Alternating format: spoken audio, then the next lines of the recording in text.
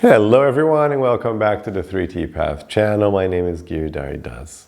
And today I want to show you an interesting view of God that we find in the yoga tradition, more specifically the Ashtanga yoga tradition, the tradition of Patanjali's Yoga Sutras, some commentaries, some lines of thinking within that field of strictly yoga, not so much bhakti, not that focus on Bhagavad Gita or the Bhagavad Purana, which I teach, but more that straight meditation only path of Ashtanga Yoga of the Patanjali's Yoga Sutras. So there's a view of God I want to explain from that tradition, and we're going to compare that with our view of God we get from, let's say, the Bible or even the Puranas and the other Abrahamic traditions. So that view of a more active God.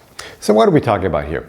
Well, the traditional view of God we have in general, in the Puranas, in the Bible, the Jewish tradition, Muslim tradition, is of that active God who's going to participate and help us out in our daily lives. If you study the Old Testament, it's all about that, right? God takes this very active role, taking the people out of slavery from Egypt in the promised land and helping out, helping with fighting the enemies and taking, so it's very active role. And of course we've developed this thing where God is very active in curing things. If you look at the Christian tradition, it partly grew because of all these miracles. They were saying like, oh yes, if you believe in Jesus, you get all these miracles, and you get cures, and even raising people from the dead, and and not so much they don't talk about, but you get wealth, you get power. I don't know if you know this, but Constantinople, the emperor who made Christianity like the official religion of the Roman Empire, which was like a huge deal for Christianity in life. It was a game-changing moment. He became Christian because just before this very important battle, he had this vision and he interpreted it as being the God of the Christians. And then he won that battle. So he's like, oh, that's it. That God helped me win the battle. So therefore, I'm going to become a Christian now because I won the battle. So it's that idea that God's going to come in and help you win battles and help you cure, sicknesses, and help you get out of your poverty and get more money and just get you out of trouble in general. So we have this view, and in the Krishna tradition, we have this as well. There's some beautiful stories. For example, there's this fruit vendor that comes along to Vrindavan. Krishna is still a little kid, and she's selling some fruit. And then Krishna comes up to her and asks for food. He's just a little kid. He's just like a little toddler, a little tiny kid, and he doesn't have any money. She says, no, that's okay. You can have a fruit. And he takes her fruit and is all happy. And then when she checks out again, her basket is just full of jewels because she gave something to Krishna out of love. But she didn't need money because, she's selling fruit door to door. And she's this basket full of jewels. And there's the other story of his Brahmana friend. He's adult already, but he's completely poor. He's just suffering poor. He doesn't have anything to eat. So his wife, they're so poor. His wife says, look, husband, didn't you go to school with Krishna? Krishna is now a big famous prince. You should go there and ask for some money. We're really having a hard time. They were starving. They were starving. So he's like, no, I don't want to go ask Krishna for money. He's my friend. I love Krishna. I don't want to. But then she said, look, you have to do it. We're what do you do something? And we're starving here. So he says, okay. But look, I have to take a present. I can't just go there. I didn't have anything. So they just managed to scrape up some grains of rice. Just a little bag of some old grains of rice he managed to scrounge off the ground or something. So then he goes visit Krishna, and he's so happy to see Krishna because he's Krishna's devotee, he loves him. So he's so happy, and Krishna's so happy to see him. And he's really embarrassed. He doesn't want to give this little bag of rice. It's stupid. I'm going to give a little bag of crummy rice to this hugest prince, this huge palace. But then Krishna gets it anyways. It's like, oh, wow, this is the best present. He starts eating the rice right there, raw. He's so happy with the love this devotee had for him. But he's so embarrassed, he doesn't even ask for anything. He's just happy to see Krishna. And then he goes back home, he's like, oh, my wife's gonna kill me. I'm walking home with nothing. I didn't ask for anything. Couldn't bring myself to ask. When he gets home, and his home is transformed. His home is like a palace. He's like, what's going on here? It's like this palace. He just became like a demigod. His wife had a radical makeover. She got younger and beautiful. She's got all these servants around her. It's like, so he's blessed with like incredible opulence, like a demigod level of opulence. So we have these stories. So the Puranas have these stories. The Christian tradition, Jewish tradition, there's these stories like you pray and God's going to help you. He's going to help you win the war and get cured and get money, etc. But if we can be a little sincere here, I'm sure you've prayed for stuff. If you're a devotee, you've prayed for stuff and it doesn't usually work. Right? That's an understatement to say that usually you do not get what you asked for. Right? You've had people, tons of people who are sincere devotees of God, and they've had horrific illnesses and they've not overcome them. They've had horrific financial problems and they've not overcome them. Horrible poverty, and they have not overcome that. Wars that didn't end, all sorts of horrific situations, right? So there's lots of examples, people pray and we don't get what we ask for. It doesn't happen. So of course, sometimes something happens. You say, oh, it was because of God. No, for me it worked.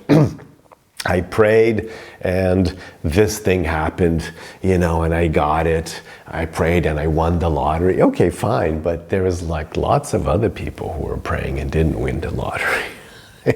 Especially in Brazil, like in more religious countries, like you have people praying for their football teams. But it's like, yeah, everybody's praying for the football team. So like, if one team's gonna win, the other one's gonna lose, but people were praying for a win on both sides. Anyway, so the fact is, if we can be a little sincere, it doesn't really work, right? And plenty of atheists who are just outspoken atheists and they have wonderful lives, they got their money and the health and they also got a miracle cure, So there's lots of other explanations. Statistically speaking, it doesn't really pan out so well. So this is where this other vision of God comes in. So this is the vision of God from the yoga path. Now, when I say yoga path here, I'm talking about like the hardcore Ashtanga yoga path, not the people who would study Bhagavad Gita, not the people who would study Vedanta, Bhagavad Purana, no. This is the people who would just stick with yoga, which just means, pranayama, exercises, asana, and of course, the whole package of meditation, dharana, dhyan, samadhi, so the three last stages of the Ashtanga yoga. So that path of yoga in that sense, yoga in the sense of the classical yoga as a school of thought. So in that school of thought, you do have mention of Ishvara, you have God, God is there, but not much is said about God. It's not like, the Puranic tradition, you have Krishna, and you have all, so much information on Krishna, and a whole, Ramayana, a whole epic on Lord Rama, no, not like that at all. It's just like Ishvara is there, not much is said, and that's it. So they developed this view of God as in the God who is practicing what is being taught. What is being taught in yoga? In yoga, the hardcore yoga, of course I teach this too, it's part of Bhagavad Gita, but the hardcore yoga concept is like, look, you are a soul. You are within a material body, but this is all an illusion. this is Maya, this is an illusion, this is like the wrong situation. You have to get out of it. You need to get moksha, kaivalya. You need to get out of matter. It's the only thing you have to do. You have to get in touch with your real you. You have to stop being a fool thinking that you're this body, I'm the son of this person, and I'm from this country. And no, forget that is all an illusion. That is just completely false. It's like a dream. It's as real as a dream. It's the same it's like completely false. You think it's real, looks real, but it's not. It's ephemeral, temporary, and changing. So forget all this, I'm the body and I'm this, and then the conclusion of the Yoga Sutras. What's the conclusion of the Yoga Sutras? That there is zero value. Shunya artha, shunya, zero, nothing, artha, value. There is no value, zero value in the gunas. All of matter, all of it, the whole thing, the whole universe, everything. Doesn't matter if you're Lord Brahma, you're king, you're emperor of the world, zero value is attributed to these things. Zero. So, in that view, what you have to do, what's being called upon you, is that you create this contact with yourself and yourself with God. Right? Patanjali's Yoga Sutra says that the highest form of samadhi is Ishvara Pranidhana, is this focus on Ishvara, on the Lord. So develop this devotion, this connection to God, and that is the highest state of samadhi. And everything else has zero value. So what's being taught in yoga is like completely forget about what's going on out here. And that's why these yogis would just destroy everything outside. They would go live in a cave. They're like, I'm not going to get a job, I'm not going to get a family, I'm not going to build a house, I'm not going to be involved in politics. I'm out of here. You fools can stay if you want. I'm out of here. This is all nonsense. This is all crazy. It's just a crazy illusion. I'm out of here.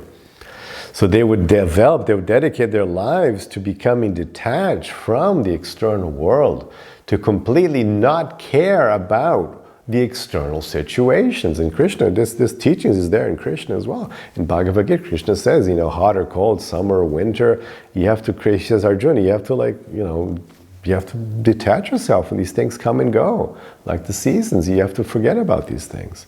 You can't be worried about profit, loss, health, and sickness.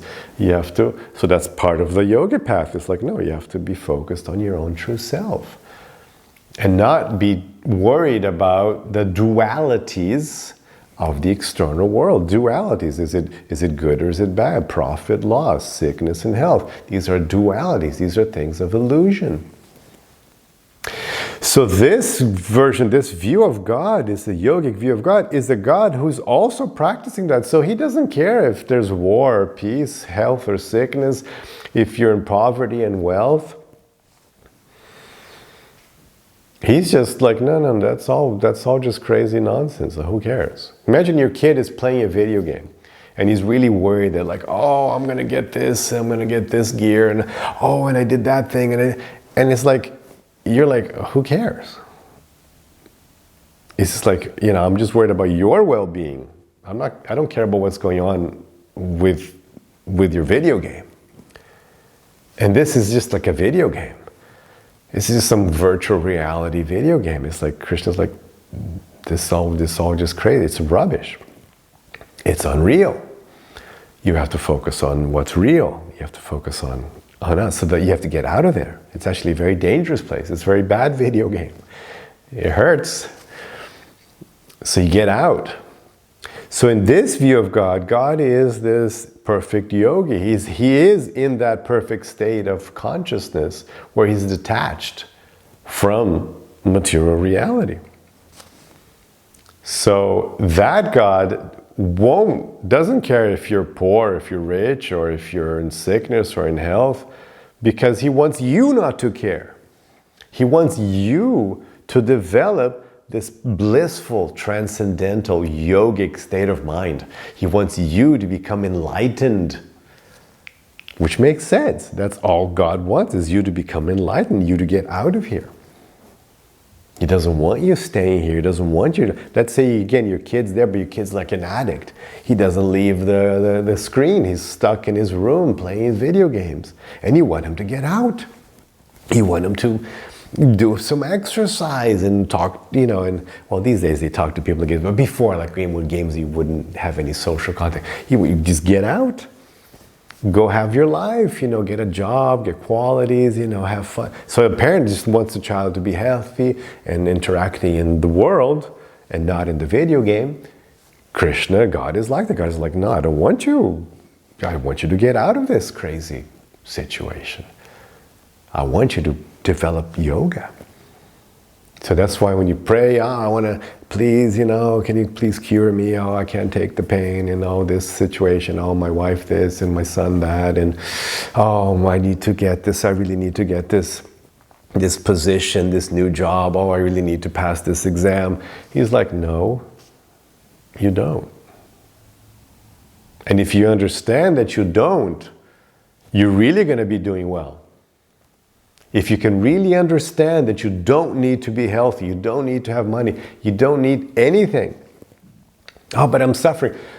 You don't even need to worry about that. If you can understand that, then you're supremely well. Then you've attained moksha, you've attained enlightenment. And then you're going to be in a better position than even Lord Brahma, than anything and any creature in the whole universe. It's a higher state of being, a higher state of existence. So he wants the very best for you, and not that you keep fooling yourself with an illusion. So that's it. That's the two views of God you can try to understand. It will help you understand why sometimes your prayers aren't answered, and maybe it will help you not even, make these prayers, to focus on what's really important, which is your enlightenment, being a good person, helping other people get enlightened, and yourself getting enlightened as well. So let me know what you think. Leave your comments below and have your rest of your day with lots of peace and lots of love.